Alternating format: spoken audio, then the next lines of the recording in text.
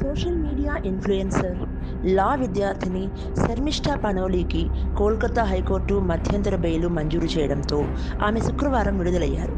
కోల్కతాలోని అలీపూర్ జైలు నుంచి ఆమె బయటకు వచ్చారు. 10,000 రూపాయల పూచీకత్తు, దేశం విడిచి వెళ్లరాదన్న కండిషన్స్తో ఆమెకు బెయిల్ మంజూరైంది.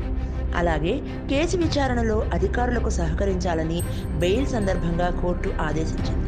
పనోలీకి తగు భద్రత కల్పించాలని పోలీసులకు ఉత్తర్వులు జారీ చేసింది. కెనడాలో జరగనున్న G7 శిఖరాగ్ర సదస్సుకు హాజరు కావాల్సిందిగా భారత ప్రధాని నరేంద్ర మోదీని కెనడా ప్రధాని మార్క్ కార్నీ స్వయంగా ఆహ్వానించారు. ఈ ఆహ్వానాన్ని స్వీకరించిన ప్రధాని మోడీ కార్నీతో భేటీ కోసం ఎదురు చూస్తున్నట్లు తెలిపారు.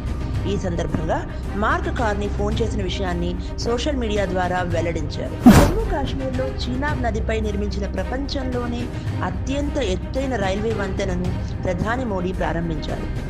రాష్ట్ర ప్రస్థానంలో ఇదో కీలక మైలురాయి అని మోదీ అభివర్ణించారు.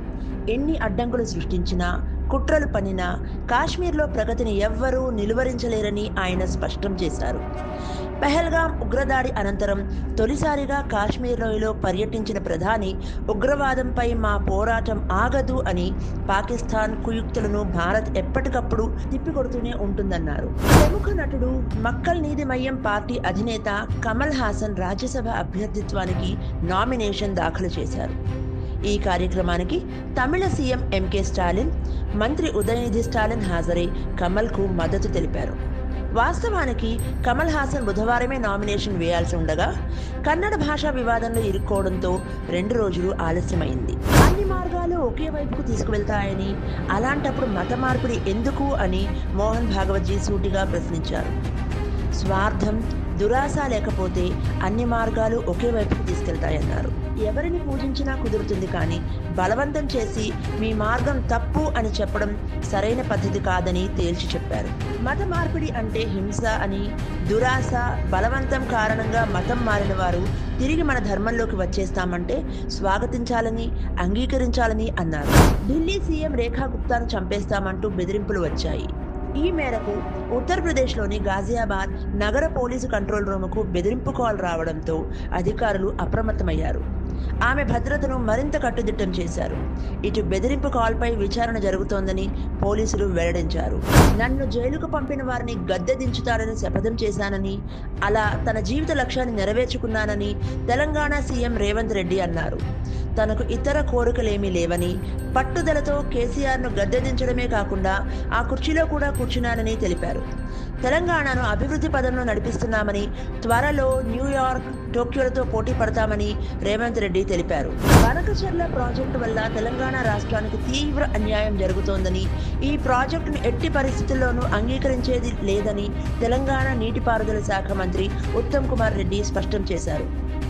ఈ ప్రాజెక్టు అంతర్రాష్ట్ర జల వివాదాల పరిష్కార నిబంధనలకు, GRMB, CWC మార్గదర్శకాలకు, ఎపెక్స్ కౌన్సిల్ ఆదేశాలకు పూర్తిగా విరుద్ధంగా ఉందని ఆయన తీవ్ర ఆక్షేపణ వ్యక్తం చేశారు. కాళేశ్వరం జ్యుడిషియల్ కమిషన్ ఎదుట బీజేపీ ఎంపీ ఈటల రాజేందర్ హాజరయ్యారు. ఈ సందర్భంగా ఈటల మాట్లాడుతూ, ప్రాజెక్టుకు సంబంధించిన పూర్తి సమాచారం నాటి ముఖ్యమంత్రి కేసీఆర్, అప్పటి నీటిపారుదల శాఖ మంత్రి హరీష్ రావు వద్దే ఉండేదని, ఆర్థిక శాఖకు ఇందులో పెద్దగా పాత్ర లేదని చెప్పినట్లు వివరించారు. కాళేశ్వరం ప్రాజెక్టు వ్యవహారంలో తన పాత్ర ఏమీ లేదని తెలిపారు. హైదరాబాద్ మాదాపూర్లోని కేబుల్ బ్రిడ్జిపై ఒక కారులో అకస్మాత్తుగా మంటలు చెలరేగాయి.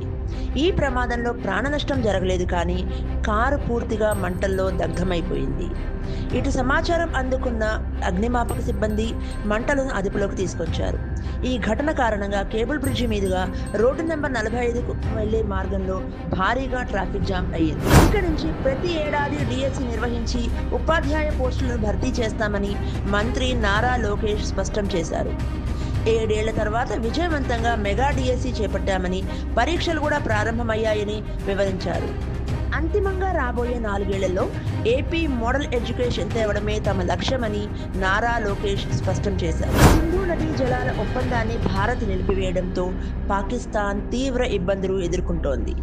ఈ నిర్ణయాన్ని పునఃసమీక్షించాలని కోరుతూ పాకిస్తాన్ ఇప్పటి వరకు 4 సార్లు భారత్కు లేఖలు రాసింది. మే నెల ఆరంభంలో ఒక లేఖ పంపగా ఆపరేషన్ సింధూర్ అనంతరం మరో 3 లేఖలు పంపింది. ఈ లేఖలు పాకిస్తాన్ జలవనరుల శాఖ నుంచి భారత్ జలశక్తి మంత్రిత్వ శాఖకు అందినట్లు తెలుస్తోంది.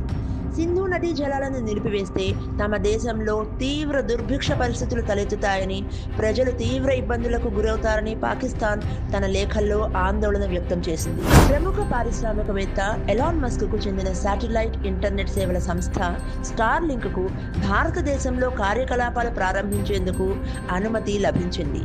దేశంలో శాటిలైట్ కమ్యూనికేషన్ సేవలను అందించేందుకు అవసరమైన లైసెన్స్ను స్టార్ లింక్కు భారత్ టెలికాం విభాగం DOT జారీ చేసినట్లు PTI వెల్లడించింది.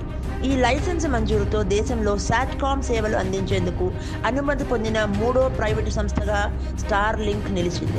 అమెరికా అధ్యక్షుడు డొనాల్డ్ ట్రంప్ ప్రతిపాదించిన కొత్త వాణిజ్య సుంకాలు దేశాన్ని ఆర్థిక మాంద్యంలోకి నెట్టగలవని టెస్లా, స్పేస్ ఎక్స్ సంస్థల CEO ఎలాన్ మస్క్ సంచలన వ్యాఖ్యలు చేశారు. ప్రపంచంలోనే అత్యంత సంపన్నుడైన మస్క్, అమెరికా అధ్యక్షుడి మధ్య కొనసాగుతున్న బహిరంగ వివాదం ఈ వ్యాఖ్యలతో మరింత తీవ్ర రూపం దాల్చింది.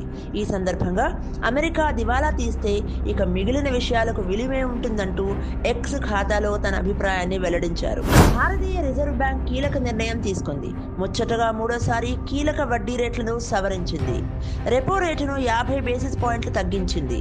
దీంతో రుణ వడ్డీ రేట్లు ఒక్కసారిగా దిగిరానున్నాయి. రెపో రేటు చాలా కాలం తర్వాత 6% దిగువకు చేరుకుంది. ఇటు RBI నిర్ణయంతో స్టాక్ మార్కెట్లు లాభాల్లో ముగిశాయి.